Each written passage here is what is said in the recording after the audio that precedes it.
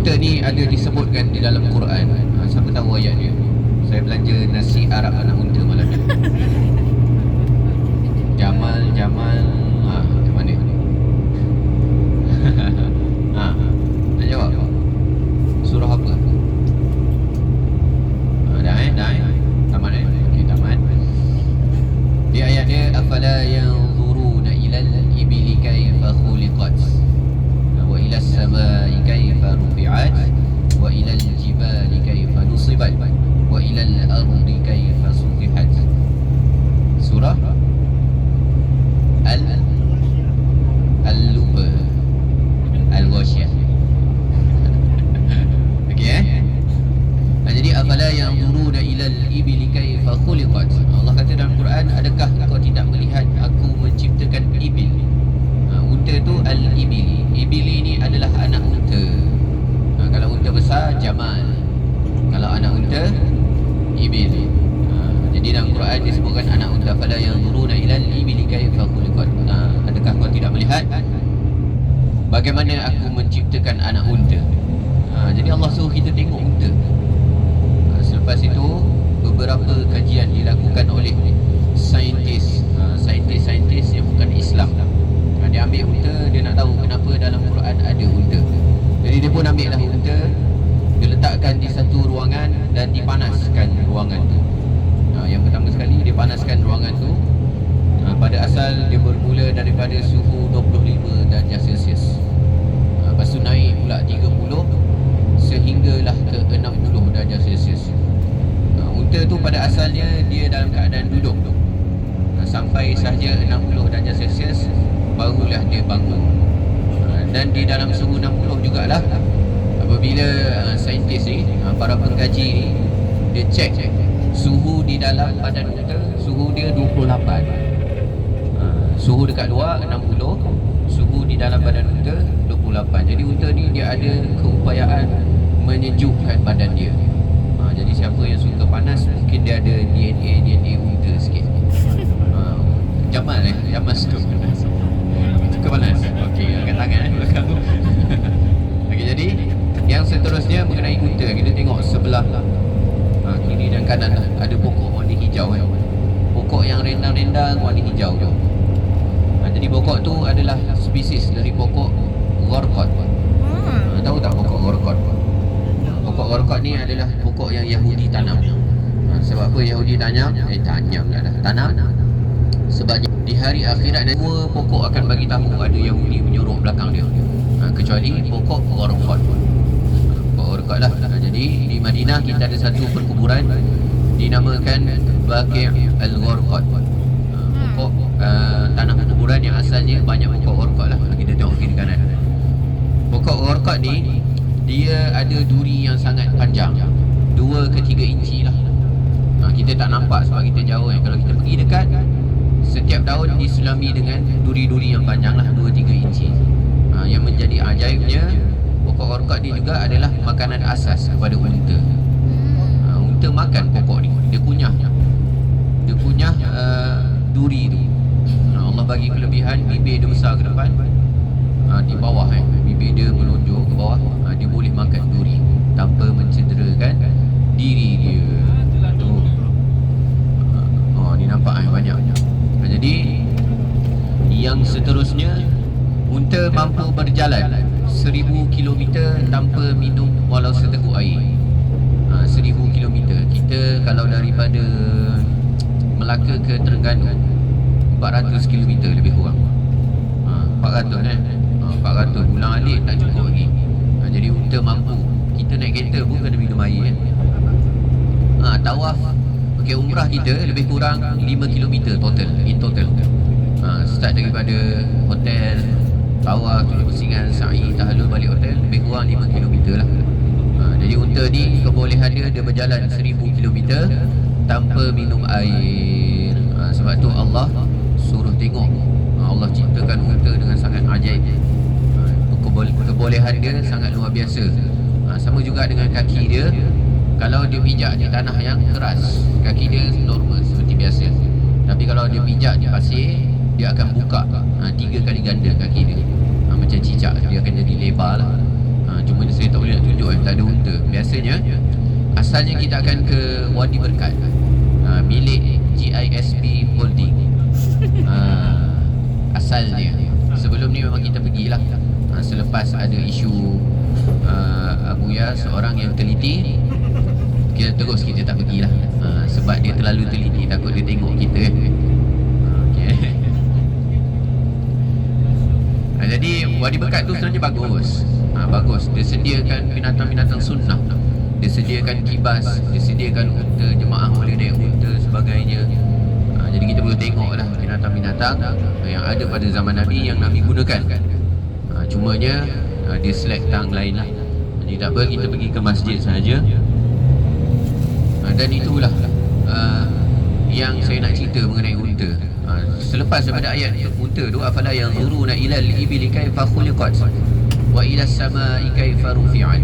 Bagaimana langit yang didirikan tanpa satu tiang pun.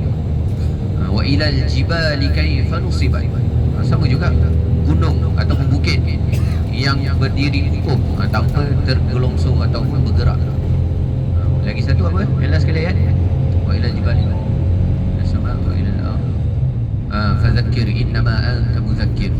Maka ingatlah, sesungguhnya kamu semua berada di dalam golongan-golongan orang yang beringat. Jadi itulah sedikit sebanyak ayat Quran mengenai unta dan mengenai unta itu sendiri saya ceritakan. Jadi balik ni pergi zoo negara, boleh naik unta. Dia tak boleh naik, dia bagi tengok je. Zoo negara punya unta saya pernah tengok. Saya pernah balik 2 tahun lepas tu. Zoo negara ada unta, cuma unta dia berkurang. Kurap penuh kat badan. Sebab apa? Cuaca tak cukup panas. Dia nak cuaca yang sangat panas, unta ni. Sebab dia nak elakkan penyakit di badan dia lah.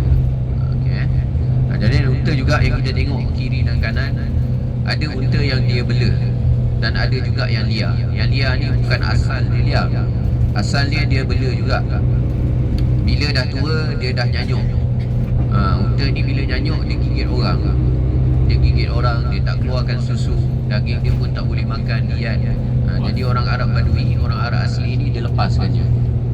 Lepas berkeliaran sampailah malaikat maut cabut nyawa dia. Wadi Berkat memang dekat sini.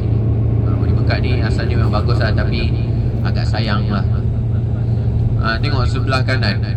Sebelah kanan ni adalah bas yang bergerak setahun sekali saja. Mileage dia mungkin kurang daripada 5,000 lagi. Boleh jual, masih berfungsi. Jadi bas-bas ni akan digunakan ketika haji. Unta berapa umur dia? Wallahualam, saya tak baca lagi tentang umur unta ni. Banyak bas, tengok kiri kanan penuh dengan bas.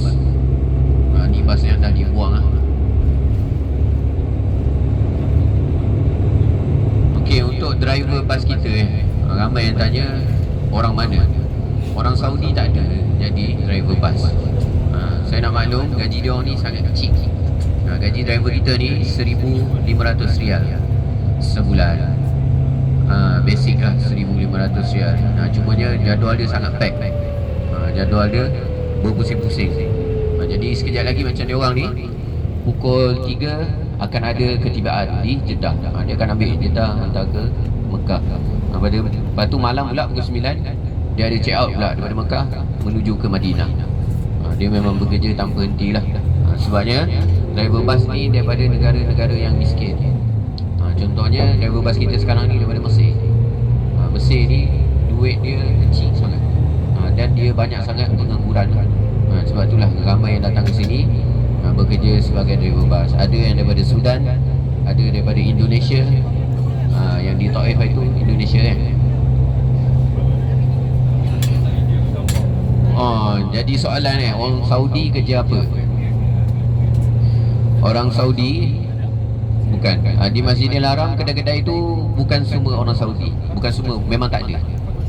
Memang tak ada. Sebab apa? Keturunan dia dah kaya. Orang yang bekerja tu semua owner dia orang Saudi. Bangunan tu kalau tahu orang Saudi punya safah, orang Saudi yang bertugas di Masjidil Haram. Yang bertugas di Masjidil Haram orang Saudi. Yang bertugas yang pakai jubah kemas, pakai vest.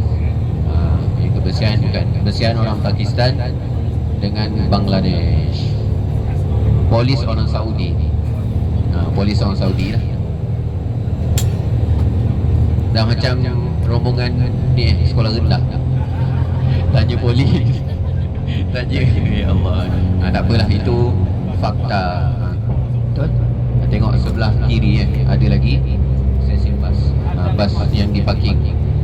Jadi bas ni digunakan sewaktu bulan puasa dengan haji sebenarnya. Bulan puasa pun dia akan gunakan sebab terlalu ramai manusia dekat Masjidil Haram. Kalau tak pernah lagi rasa bulan puasa, boleh cuba datang, cuma kena siapkan mental dan fizikal. Mutawif pun hampir-hampir putus asa sebab bulan puasa ni sangat dahsyat orang dia. Yang pernah pergi saja tahu. Lagi-lagi kalau 10 malam terakhir. 10 malam terakhir, saya cerita sebab kita push al-khair terowong yang kita keluar masuk tu ditutup dengan bas. Dilintangkan bas. Dia tak bagi orang masuk. Malam 27. Malam 27 dah akan lintangkan bas. So yang dah masuk tak boleh keluar, yang belum masuk tak boleh masuk lah. Yang dekat luar sebabnya penuh. Jadi Masjidil Haram asalnya boleh tampung 2 juta. Pada malam 27 lebih kurang 5 juta orang yang ada dekat Masjidil Haram. Time tu memang kelang kabut lah. Ada yang terperangkap sampai sehari dalam Masjidil Haram, tak boleh keluar. Jadi agak payah. Jalan kaki pun tak dibenarkan. Sebab itulah dia lintangkan bas dan letak askar depan. Tak boleh jalan kaki. Jadi saya solat air raya tahun ni dekat bawah bumbung kita naik bas. Sebab saya lewat. Lewatnya saya pergi pukul 9 malam. Esok tu nak sembahyang raya, saya masuk pukul 9 dah lewat. Tak dapat juga. Rupanya dia tutup selepas asar sehari sebelum. Bayangkan betapa ramai. Yang dah masuk pula kecoh dalam grup, ustaz kami terperangkap dalam Masjidil Haram. Takkan saya nak naik helikopter kan turun. Sebenarnya kita tak boleh buat apa. Jadi jemaah pun komplain tersekat dalam Masjidil Haram. Jadi benda tu agak mengujilah mental dan fizikal jemaah dengan mutawif sendiri. Tapi kalau nak rasa boleh. Nak rasa saya tak alang, cuba datang. Dia panggil ambang Ramadan dengan akhir Ramadan. Isaf ada buat package. Satu lagi package Isaf dia buat 42 hari bulan puasa. So sebelum puasa lagi jemaah dah didedahkan dengan keadaan yang makin lama makin ramai orang. Kita dah sampai dah di Masjid Hudaibiyah. Kita akan turun bergerak secara berkumpulan. Kita akan tengok tempat terjadinya sulhu Hudaibiyah antara Suhail bin Amru dengan Nabi Muhammad sallallahu alaihi wasallam. Dan saya akan tunjukkan, lepas tu kita akan bergambar dengan bas satu lagi lah, insya-Allah. Jom.